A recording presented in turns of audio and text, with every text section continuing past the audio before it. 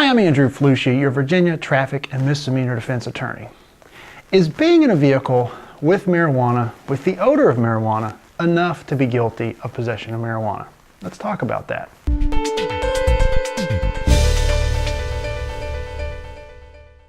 There's a really good case on point in Virginia called Loudermilk versus Commonwealth. And loud is spelled like loud music, L-O-U-D-E-R-M-L-I-K. So Loudermilk versus Commonwealth. In that case, the defendant was driving a vehicle. There was marijuana located in the vehicle, and this is actually a rental car. So it's a vehicle that he didn't own, and it was known to the court in the case that it was a rental car that he had told police he had leased 2 or 3 days earlier. The vehicle had the strong odor of marijuana. If you've been around any marijuana cases involving vehicles, pretty much they always have a strong odor of marijuana. And so they found contraband in the vehicle, marijuana.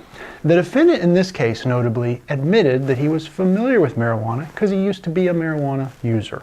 So this is not just a case where we don't know. The officers actually asked him. He admitted that he used to use marijuana. He denied that this was his marijuana or that he had any idea it was there. The court in the Loudermilk case said that this defendant, Mr. Loudermilk, was in possession of marijuana. It's called what's called constructive possession, but the court said that he was in possession because there was evidence that he was familiar with the smell of marijuana. That was the linchpin of the case. That he was familiar with the smell, and because he'd had the car for 2 or 3 days, the court said it was very reasonable to conclude that because he was familiar with the smell, he'd had the car for 2 or 3 days, it was his vehicle he was using at the time, that he should have known there was marijuana in it, and he likely did know. That's basically what the court said. But the linchpin is because there was proof that he was familiar with the smell. So if there's a case where the defendant was never even asked, are you familiar with marijuana? Have you ever been around people smoking marijuana? Have you ever smoked marijuana? They're simple questions law enforcement could ask, and if they don't ask those questions, then I would argue that there's no proof that this defendant actually knows what the smell is.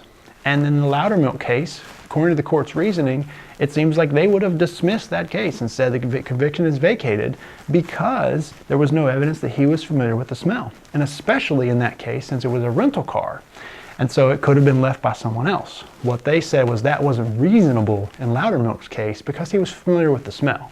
And so basically after 2 or 3 days had elapsed, the smell was still there. He knew that there was still marijuana in the car.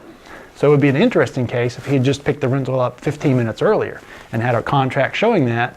Even though he's familiar with the smell, it would be reasonable that maybe the previous lessee of the car had smoked marijuana. So Loudermilk is important for 2 respects, basically because the smell was proven to have lingered for so long, and he knew about the smell, knew what the smell meant and what it was. Because that's important for constructive possession. Not only to prove that you knew of the presence of the marijuana, but also you knew of the nature and character of the substance.